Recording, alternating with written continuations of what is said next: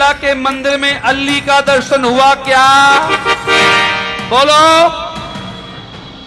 तो अल्लाह के क्या करेगा? पल्ला हारेगा। जब अल्लाह की अल्ली नहीं तो फिर ये कहां से जनरेशन हुई? हमारा संकल्प अभी अधूरा है। संकल्प क्या था? हमने कहा था मथुरा विश्वनाथ। क्या कहा था? बोलोगे अयोध्या, मथुरा, विश्वनाथ, अयोध्या। पवित्र साक्षी के अनावरण, मूर्ति के अनावरण के हम सब साक्षी होने जा रहे हैं। मूर्ति अनावरण करने हेतु मेरा सौभाग्य रहा है कि जीवन में जब कोई नहीं जानता था, उस समय से बापू के आशीर्वाद मुझे मिलते रहे हैं। दोस्तों, पश्चिम बंगाल का मुर्शिदाबाद जो बाबरी मस्जिद के निर्माण के ऐलान के बाद से चर्चा का विषय बना है। जरूर बीजेपी के नेता इस पूरे माहौल को चुनावी तौर पर भुनाने की कोशिश करें, लेकिन यह बात भी सच है कि उनके सहयोगियों की तरफ से बाबरी मस्जिद बनाने के इस पूरे मसले पर क्लियर कर दिया गया है कि वो ठीक बना रहे हैं, उनके खिलाफ कुछ नहीं बोल पा रहे। लेकिन आज आपको तस्वीर दिखाऊंगा, एक बड़ी तस्वीर। हजारों की तादाद में मुसलमान इकट्ठा होते हैं उसी जगह पर, और उसके बाद नमाज अता की जाती है। कितना चंदा पहुंचा है, एक एक खबर जरा गौर से देखिए और सुनिएगा। इसके अलावा आज आपको यह भी दिखाने जा रहा हूं कि हिंदू मुसलमान करने के लिए कैसे एक मस्जिद को टारगेट किया जाता है। यह भी देखिएगा कि इस बार राहुल गांधी के एक और सवाल से कैसे लड़खड़ा गई और बेचैन हो गई है मोदी सरकार। तो वहीं वीर सावरकर, जी हां, मैं कहता हूं कि किसी के इतिहास को उसके हिसाब से तोड़ मरोड़ कर पेश नहीं करना चाहिए। क्या था क्या नहीं से मतलब नहीं है। हमारे सभी स्वतंत्रता सेनानियों का सम्मान होना चाहिए। किया, प्रतिमा का अनावरण किया, अच्छी बात है, लेकिन किस इरादे के साथ ये सब किया जा रहा है, ये सबको पता चल चुका है। लेकिन क्या महात्मा गांधी के नाम से इन्हें दिक्कत होने लगी है? वजह क्या है? एक योजना जो महात्मा गांधी जी के नाम से चलती थी, उसका नाम बदलने की कोशिश की जा रही है। कर दिया गया ऐलान कि नाम बदल दिया गया है। ठीक है, और तो और दिखाऊंगा देश की अर्थव्यवस्था के हालात क्या हैं। हालात आज रिपोर्ट देखिएगा। एक नमस्कार, मैं हूं प्रज्वल गौतम और आप देख रहे हैं the live TV. The live TV, सच सबसे आगे। सबसे पहले जरा मुर्शिदाबाद से निकली इस तस्वीर को गौर से देखिए। कितने मुस्लिम लोग हैं, पेट में मरोड़ उठेगी, गारंटेड उठेगी कुछ लोगों के। लेकिन ये दो तरीके की तस्वीर है। पहले इस तस्वीर को देखते चलिए, इसमें क्या लिखा वो बताऊंगा। ये देखिए, जहां तक नजर जाती है लोग ही लोग नजर आते हैं। कितने लोग हैं आप समझ लीजिए, इतनी भारी तादाद में वहां पर लोग जुटते हैं। पश्चिम बंगाल मुर्शिदाबाद में बाबरी मस्जिद 2 निर्माण स्थल पर पहला जुमा पढ़ा गया। जुमे की नमाज में लगभग 7,000 से ज्यादा लोगों ने हिस्सा लिया। जुमे की नमाज के बाद मुसलमानों ने देश में शांति और अमन की दुआ मांगी। जुमे की नमाज के बाद मस्जिद के निर्माण के लिए लगाई गई सभी पेटियों में 1 करोड़ से ज्यादा चंदा आया, जो अपने आप में एक रिकॉर्ड है। इतना चंदा पहुंच रहा है। अब इसको दो तरीके से समझिएगा। पहला, मैं ये कहना चाहूंगा कि इसे हमेशा जहन में रखिएगा कि ये बन रही है मस्जिद, ऐलान किया गया, चंदा आ रहा है, लोग जुट रहे हैं, ठीक है।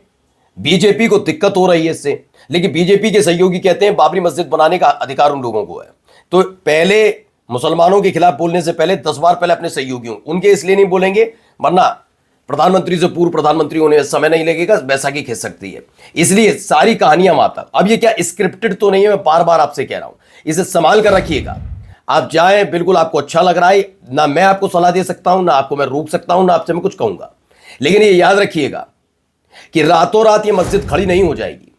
पैसा आ रहा है, भी तमाम चीजें चल रही हो। पश्चिम बंगाल में चुनाव है, चुनाव के बाद भी ये ऐसे ही दिखना चाहिए, वरना जो आदमी पश्चिम बंगाल के चुनाव के बाद जिनके इशारे पर वो ये कर रहे हैं, जैसे कि आरोप है, बाद में वो जीत गया जो भी हुआ और इस चीज को बुलाया गया, तो समझ लीजिए पॉलिटिकल करियर खत्म कर दीजिएगा। फिर चुनाव जीतने मत दीजिएगा उस व्यक्ति को, ध्यान रखिएगा। मैं इसलिए कह रहा हूं क्योंकि सारा का सारा खेल तब तक याद नहीं आया जब तक पश्चिम बंगाल का चुनाव नहीं था करीब।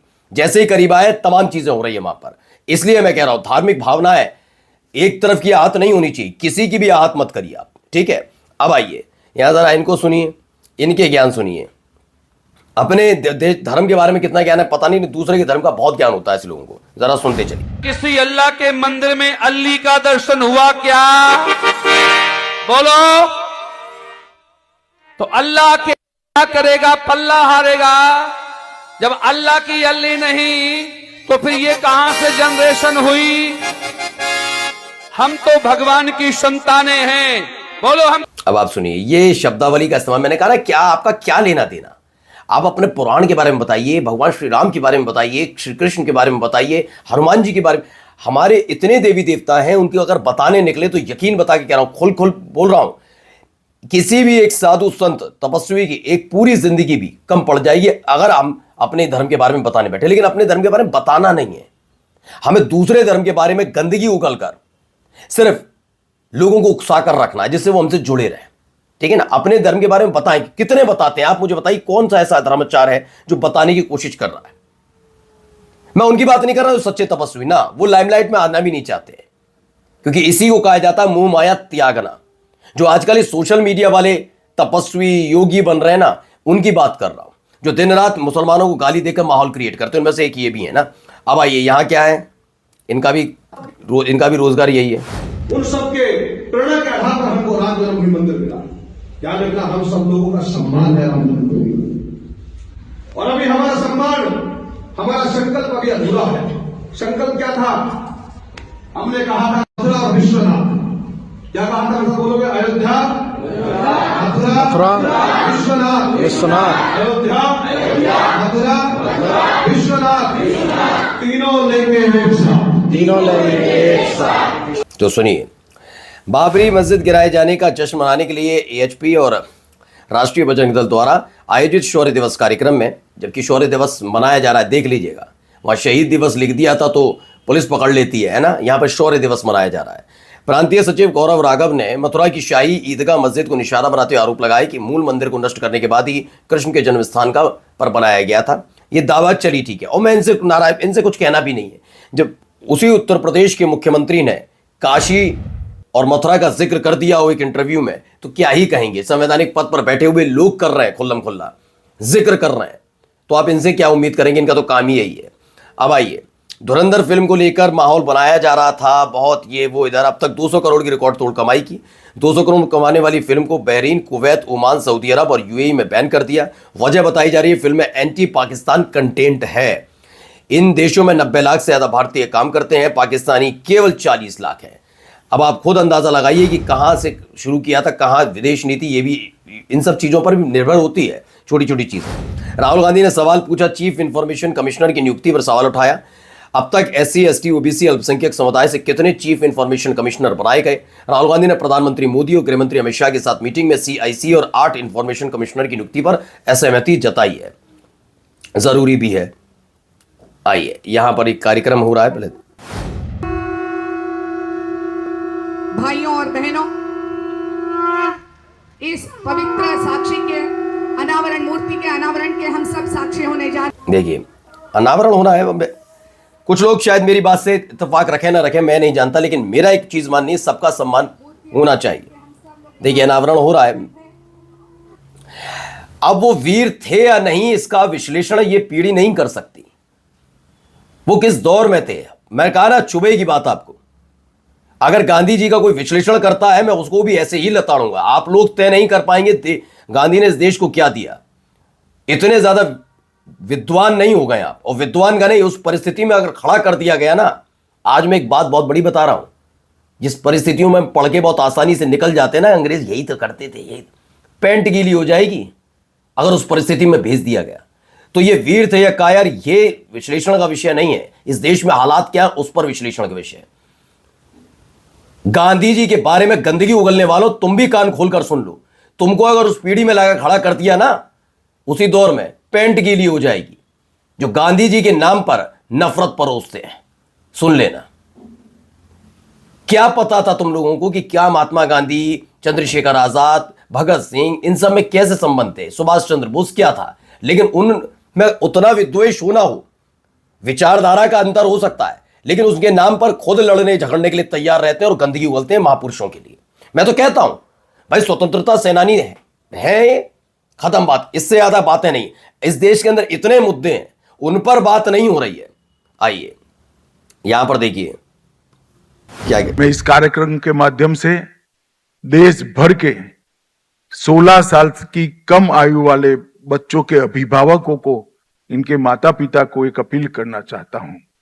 एक बार इस सेलुलर जेल में जिस काल कोठरी में सावरकर जी का निवास था, जिसके ठीक सामने लोगों को फांसी पर चढ़ाने का। नहीं, अच्छी बात है, ये आप बता रहे हैं, लेकिन जरा ये बताएंगे गांधी जी का नाम बदलने की जो योजना चल रही थी, गांधी जी का नाम बदलने का क्या मसला था? जरा देखिए, ये पुराना इनका बयान सुनिए।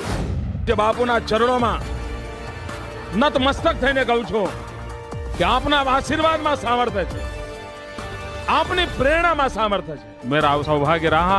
अब ये मेरा एक पुराना बड़ा बयान क्यों इनका वायरल हो रहा है, जरा मैं बता देता हूं। जो मनरेगा की स्कीम है, जिसमें महात्मा गांधी जो है महात्मा गांधी को नरेट करता है, ठीक है, नेशनल रोजगार का ये पूरा बना था। ये बनाया था यूपीए सरकार लाई थी, बाद में इसकी खिल्ली भी इन्हीं भाई साहब ने उड़ाई थी संसद के अंदर। मनरेगा को लेकर इन्होंने अब चेंज कर दिया, ऐसे पूज्य बापू ग्रामीण रोजगार गारंटी बिल कर दिया गया है। इसे चेंज कुछ नहीं होना, इसमें सिर्फ नाम बदलना है। अब बापूजी इनके हिसाब से कौन है, सुन लिया आप। मोदी जी के हिसाब से पूज्य बाबूजी आसाराम बापू है। तो ये महात्मा गांधी के लिए है या आसाराम के नाम पर किया गया है, ये जवाब आप दे पाएंगे? कौन है बापूजी इनके हिसाब से? आइए जरा एक खबर ये भी देखिए क्या क्या। सवाल यह है कि वीर सावरकर के बारे में जब भी प्रधानमंत्री जी दुनिया में जाते हैं, उन्हें कहना पड़ता है कि किस देश से आया हूं? बुद्ध के देश से आया हूं, गांधी जी के देश से आया हूं।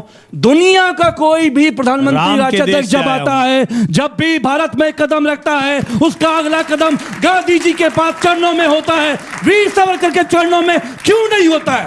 तो विदेश में मोदी जी कहते हैं बुद्ध और गांधी की धरती से आया हूं। जब कोई विदेशी मेहमान अपने देश में आता है तो वह गांधी के चरणों में जाता है, लेकिन सावरकर के चरणों में नहीं जाता। ये अमीक जामरी कहते हैं। मैं कहता हूं, हर किसी से कहता हूं कि ये विश्लेषण का विषय नहीं है, ये विश्लेषण ये करवाना चाहते हैं जानबूझकर। इनके पास अपना कुछ बताने के लिए है नहीं। इसीलिए सोचिए, आप गांधी जी के नाम पर चल रही योजना का नाम बदल देते हैं, सावरकर जी का आप प्रतिमा लगाते हैं।